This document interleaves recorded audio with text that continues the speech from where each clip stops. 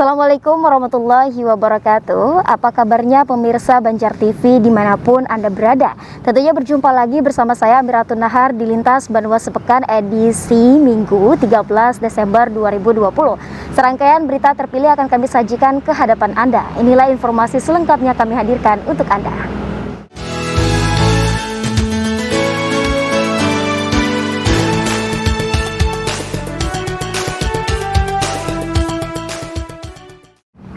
Ya pemirsa, mengawali jumpa kita pagi hari ini, Komisi 2 DPRD Kalsel terus berupaya mendukung perkembangan industri pertanian dan peternakan di Kalimantan Selatan.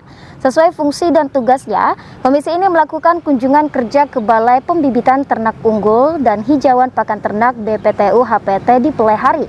Sementara itu, Kepala BPPTU HPT Insinyur Jack Pujianto berharap melalui kunjungan Komisi 2 ini setidaknya dapat menjadi pemicu semangat agar balai ini terus bisa berkembang lebih baik lagi dan memberikan kontribusinya untuk masyarakat. Komisi 2 DPRD Kalsel terus berupaya mendukung perkembangan industri pertanian dan peternakan di Kalimantan Selatan. Ini sesuai dengan fungsi dan tugasnya. Setidaknya hal itu dibuktikan Komisi 2 dengan melakukan kunjungan kerja ke Balai Pembibitan Ternak Unggul dan Hijauan Pakan Ternak di Plehari belum lama tadi. Kunjungan dipimpin langsung Ketua Komisi 2 DPRD Kalsel, Imam Suprastowo, disambut oleh Kepala BPTU HPT, Insinyur Jack Pujianto.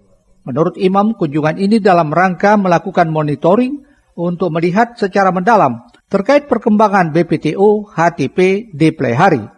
Seperti diketahui, balai ini merupakan salah satu unit pelaksana teknis yang berada di bawah Direktorat Jenderal Peternakan dan Kesehatan Hewan, Kementerian Pertanian Republik Indonesia, dengan 3 komoditi andalan, diantaranya sapi, kambing, dan itik.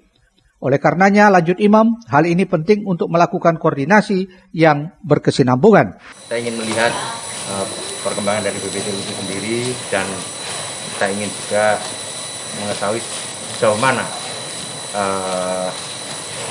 perkembangan sudah ada, terutama penyebaran bibit ternak yang ada di BPTU.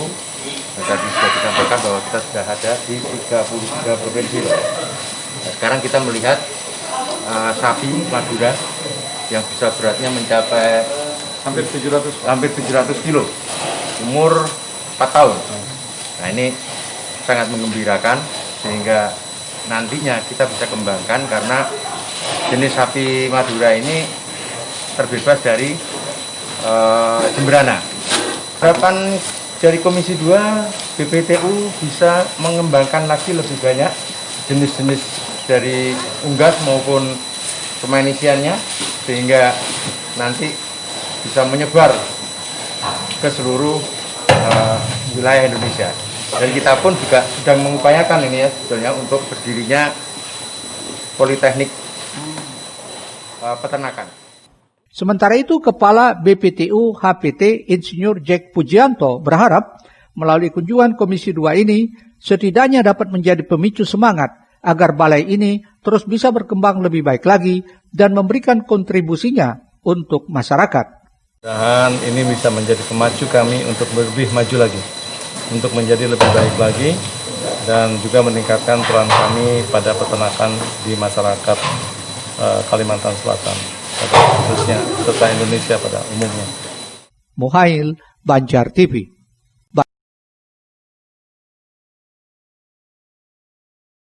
Ya pemirsa, berikutnya Polri berharap seragam Satpam yang baru ini dapat menciptakan kedekatan emosional antara Satpam dan anggota kepolisian.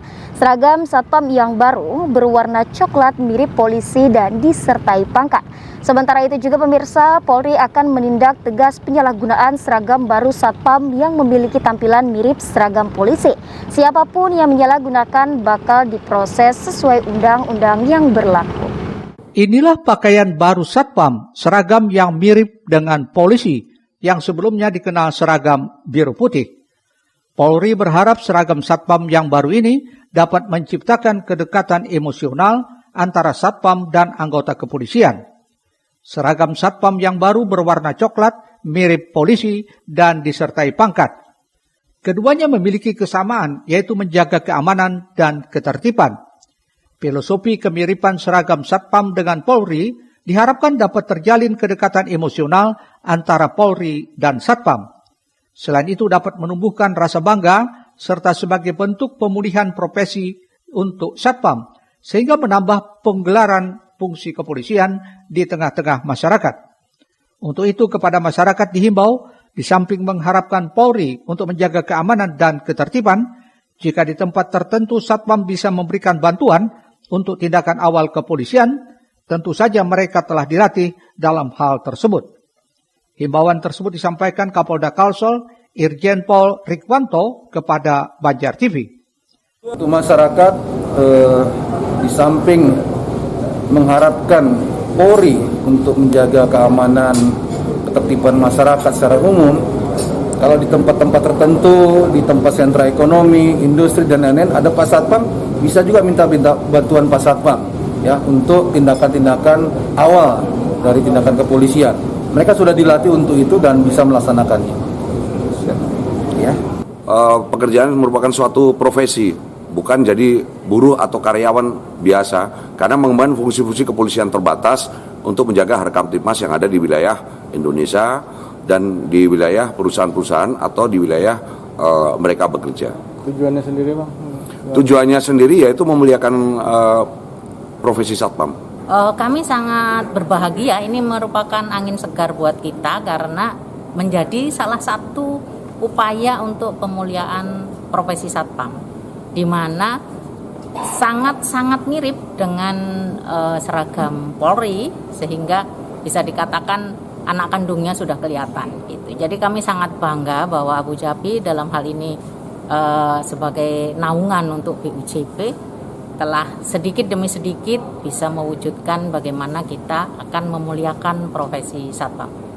Dengan seragam baru tersebut, Satpam dapat lebih profesional lagi dalam menciptakan keamanan saat bertugas. Rencananya seragam baru Satpam ini akan mulai diseragamkan tanggal 30 Desember di seluruh Indonesia, bertepatan dengan HUT Satpam sebagai hadiah Polri kepada Satpam. Rijali Apandi, Banjar TV.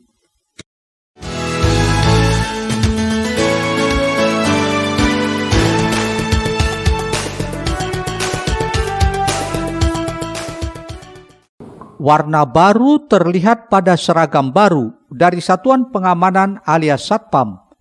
Tak lagi baju berwarna putih dan celana berwarna biru tua. Seragam baru Satpam bakal disamakan warnanya dengan seragam polisi. Seragam baru yang didominasi warna coklat tersebut menyimpan filosofi yang apik dan dinilai sebagai warna alami.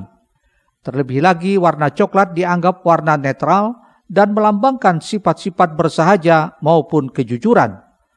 Polri mengeluarkan kebijakan besar terkait dengan eksistensi Satuan Pengamanan alias Satpam. Seragam Satpam yang selama ini putih biru atau biru-biru akan diubah menjadi coklat. Perubahan tertuang dalam Peraturan Kepala Kepolisian Negara Republik Indonesia Nomor 4 Tahun 2020 tentang Pengamanan Swakarsa. Seragam Satpam akan disertai pangkat serta menjadi warna coklat seperti seragam anggota kepolisian. Polri akan menindak tegas penyalahgunaan seragam baru Satpam tersebut yang memiliki tampilan mirip seragam polisi. Siapapun yang menyalahgunakan bakal diproses sesuai undang-undang yang berlaku. Tak hanya itu, asosiasi yang menaungi Satpam seperti Asosiasi Badan Usaha Jasa Pengamanan Indonesia Abu Dhabi juga akan menindak tegas Satpam yang menyalahgunakan seragam tersebut. Ya jelas kalau dari kita, kalau mereka akan terdaftar pastikan kita berikan peringatan. Peringatan itu apakah nanti kualifikasinya apakah itu ketidaktahuan atau sengaja, itu akan kita selesaikan secara internal. Oke, siap. Abu Dhabi juga menegaskan bagi usaha yang belum bergabung dalam Abu Dhabi agar sesegeranya bergabung karena dalam Undang-Undang Usaha Jasa Satpam wajib bergabung dalam Abu Dhabi. Rijali Apandi, Banjar TV. Selanjutnya, status zona hijau di Kota Banjarmasin ternyata berdampak terhadap jumlah pasien COVID-19 yang dirawat di Rumah Sakit Sultan Suryansa. Pasalnya sejauh ini hanya tersisa 10 pasien yang sedang menjalani perawatan. Sementara itu pemirsa, guna memastikan kondisi para tenaga kesehatan di RSUD Sultan Syuriansah tidak terinfeksi COVID-19, pihaknya rutin melakukan uji swab, yakni 2 bulan sekali kepada mereka yang bertugas sesuai tingkat resiko. Kota Banjarmasin sekarang masih berstatus zona hijau. Hal itu ternyata membawa dampak berkurangnya pasien COVID-19 di Rumah Sakit Umum Daerah Sultan Syuriansah. Menurut pelaksana tugas Direktur RSUD Sultan Syuriansah, Asmaul Husna, saat ini hanya tinggal 10 pasien yang sedang menjalani perawatan. Bahkan sejauh ini tidak ada peningkatan yang signifikan. Adapun kondisi dari ke-10 pasien tersebut rata-rata dalam keadaan mulai membaik, dengan rentang usia sekitar 45 sampai 55 tahun. Peningkatannya maksudnya dari 6 sampai 10 itu aja. Belum sampai melonjak jauh. Mudah-mudahan sih, tolong doa aja semuanya. Tolong dijaga kesehatannya, jaga jarak semua, karena memang kadang-kadang kita tidak bisa ini menembak. Ya 10 orang itu udah berapa hari menjalani perawatan? Tergantung, ada yang baru masuk dari kamar 2, ada yang. Tapi rata-rata kan kita sudah ada PCR, jadi pelayanannya perawatannya rata-rata tidak terlalu lama. Karena mereka kan kita sedang berat. Sementara ditanya soal banyaknya tenaga kesehatan yang terpapar COVID-19, pihaknya mengaku di rumah sakit yang dipimpinnya ini juga ada 1 dokter spesialis yang terinfeksi virus corona tersebut. Namun lantaran kondisi kesehatannya cukup baik, sehingga hanya menjalani isolasi mandiri di rumah. Guna memastikan kondisi para tenaga kesehatan di RSUD Sultan Syuriansah tidak terinfeksi COVID-19, pihaknya rutin melakukan uji swab, yakni 2 bulan sekali kepada mereka yang bertugas sesuai tingkat risiko. Muhail, Banjar TV.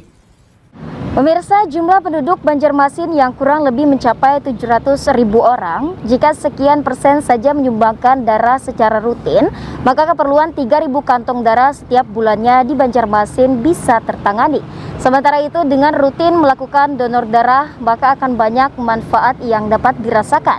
Para pendonor mendapat manfaat kesehatan fisik maupun mental dari donor darah tersebut. Dalam 1 bulan ada sekitar 3.000 kantong darah diperlukan untuk Kota Banjarmasin. Guna mencapai stok tersebut, PMI akan terus melakukan kerjasama dengan sejumlah instansi pemerintah daerah dan instansi vertikal serta pelajar untuk memenuhi keperluan darah di Banjarmasin. Pasalnya dengan jumlah penduduk yang kurang lebih mencapai 700.000 orang, jika sekian persen saja menyumbangkan darah secara rutin, maka keperluan darah di setiap bulannya di Banjarmasin bisa tertangani. Harapan itu disampaikan Ketua PMI Kota Banjarmasin, Haji Rusdiansah, kepada media belum lama tadi. Nah, kita mengharapkan ya, sebenarnya jumlah penduduk kita ini kan kurang lebih 700 ya, 700.000 kan. Sekian persen aja sebenarnya dari jumlah penduduk ini mau menyumbangkan darah itu luar biasa. Kita perlu cuma 3.000 aja. 3.000 ya, boleh diambil 3 bulan sekali kan, tapi ada kabar terbaru bisa aja 2 bulan sekali gitu. Karena setiap hari nggak boleh orang menyumbang darah, berbahaya bagi kesehatannya. Nah, jadi akan kita pertajam aja lagi kita hubungi nanti koordinasi maksimal. Ditambahkan Rusdiansah, dengan rutin melakukan donor darah, maka akan banyak manfaat yang dapat dirasakan. Para pendonor mendapatkan manfaat kesehatan fisik maupun mental dari donor darah yang dilakukannya. Selain itu, fakta lainnya dari segi sosial bahwa pendonor dapat menyelamatkan nyawa orang lain. Risna, Banjar TV. Usai jeda kami hadirkan survei persetujuan orang tua melaksanakan pembelajaran tatap muka. Tetaplah bersama kami.